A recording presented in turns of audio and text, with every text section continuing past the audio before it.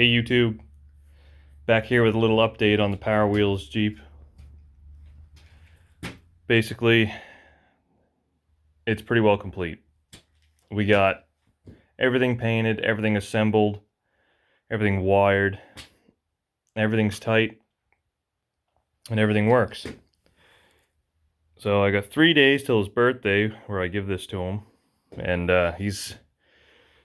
he has seen it throughout some of the process. He's been a part of me assembling the frame and making sure it's going to fit him and making sure the gas and the brake are in a good spot for him and he can turn the steering wheel and all that comfortably. So I couldn't build the whole thing without at least making sure it was going to work for him, because that's what it's really for. But he's not seen it since it's been finish welded or painted. He hasn't seen any of the body. The last time he's seen it, it was a green mess. So he loves black and red together. So do I. So it was really a no-brainer. I got a piece of Lexan, cut the shape of a grill for a Jeep YJ, and had a sticker made for on it that replaces the old Power Wheels grill that was pretty well beat and broken and wasn't reusable anyway. I fabbed up a bumper, stuck a light bar in it, 7-inch light bar, painted all the suspension components, and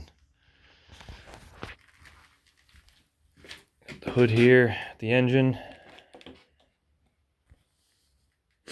Got the cover on for the torque converter. The exhaust all painted up. It doesn't leak anywheres.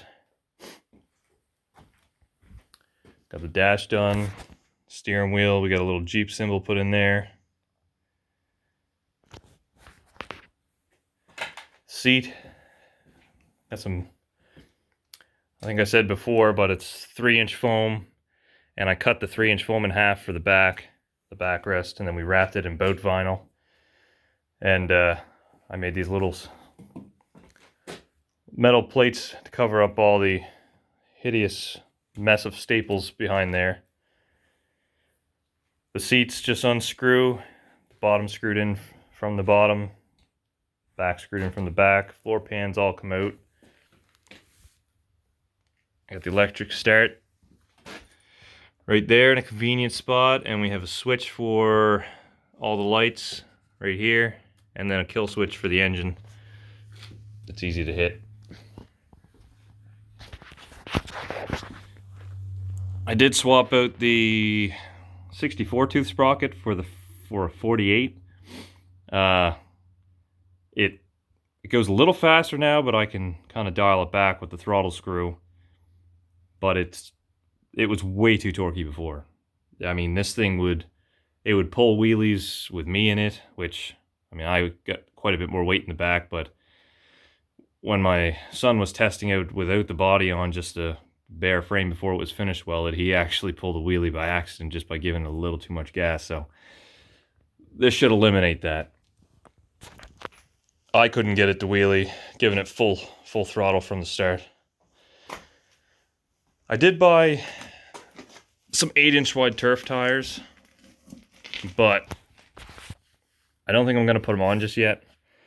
They're going to be too close to the muffler, and I really don't want to cut it up and try to figure out a new plan for it, because it turned out pretty much perfect where it comes out. And with a tire coming straight up off of here, I'm not going to have that much room for any flex in the back end. So plus these are going to have way more grip in the mud, which is the intention.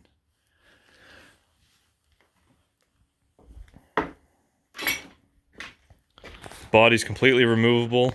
There's 4 screws, and it picks straight up off the frame, and then everything's accessible, really easy to get to. It can still be pull started if the battery dies for some odd reason. Pull it right out through there. I've done it. I don't hit my hand on anything. It's not as bad as I thought it would be. and you can access the through here. Just two little levers for the choke and the gas shut off.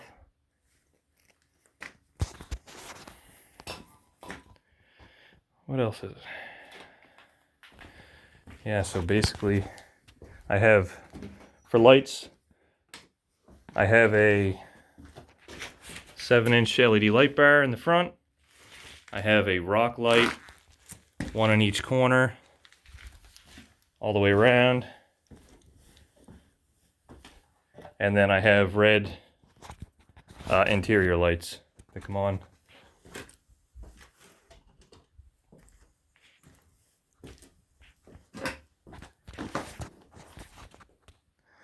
I wanted to get a red switch. I find that blue is pretty bright when you're trying to drive. I'm either gonna put a dab of paint over the blue lens to kind of dye it down a little bit, or I checked to see if I could get one in red the same style as that, and none were in stock, so I might just wait till one comes in.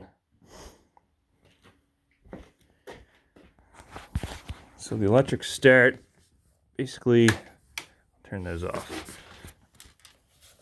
I don't know, it hasn't been going, so I might need a choke, but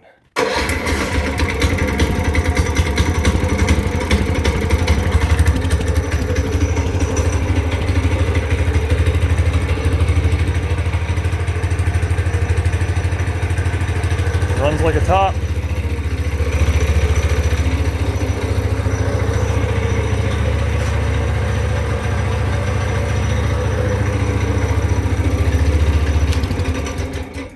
Like I say, slap the kill switch if something happens. Hopefully nothing ever does, but things do happen. So yeah, that's basically it.